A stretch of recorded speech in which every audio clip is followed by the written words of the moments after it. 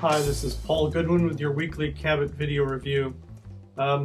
It's another week of having the market's tendency is to have no tendency. The Halter USX China Index that I use to compute the Cabot China timer, as you can see, has taken two huge down days on Wednesday and Thursday, Tuesday and Wednesday, sorry, and then found some support on Tuesday. So here's the way I look at this chart.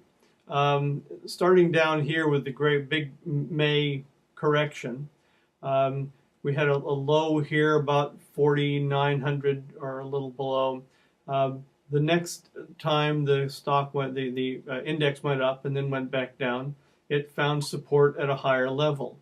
Goes back up, comes back down again, finds support at a higher level.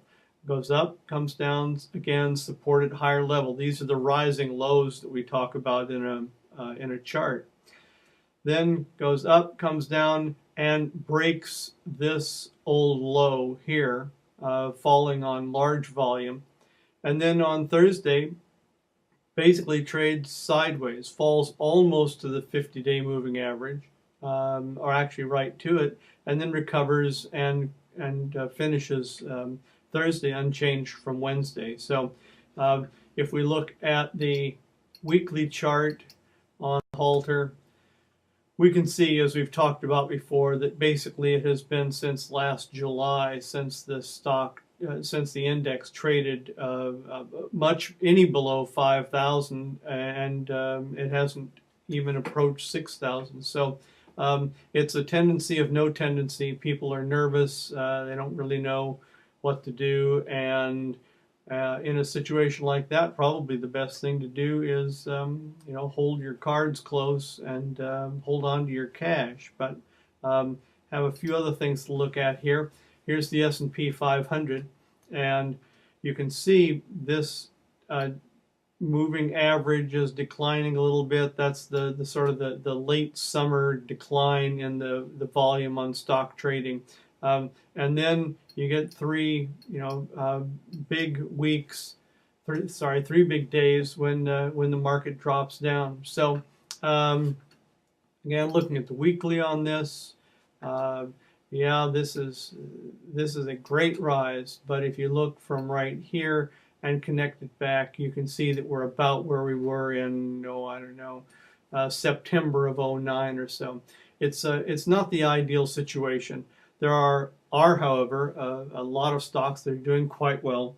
An old favorite of ours, Tata Motors, which we had bought when it was, on the way up here, and then sold during this decline, has just come up, made a beautiful recovery, and then on news that Jaguar and Land Rover, for heaven's sakes, which the company bought the rights to, were doing well. Everybody expected the Tata Nano, the small car, to be its profit center, but it turns out it's Jaguar and Land Rover. So go figure. But again, nice looking breakout on high volume. Another one is ARM Holdings. A fabless semiconductor, which is, say, it doesn't do its own manufacturing, but it does design. And this is a beautiful uptrend. And even though it has had three down weeks now, you can see that the volume is clearly declining, and that the stock is not broken below this trading range. So it's a stock picker's market. You need to pick your targets carefully and keep them on a short leash. There's money to be made out there, but it's not the kind of money that you make when the market is in a strong uptrend, and that's what we're all waiting for. So hope you're having a great summer, and we'll see you again next week. Thanks.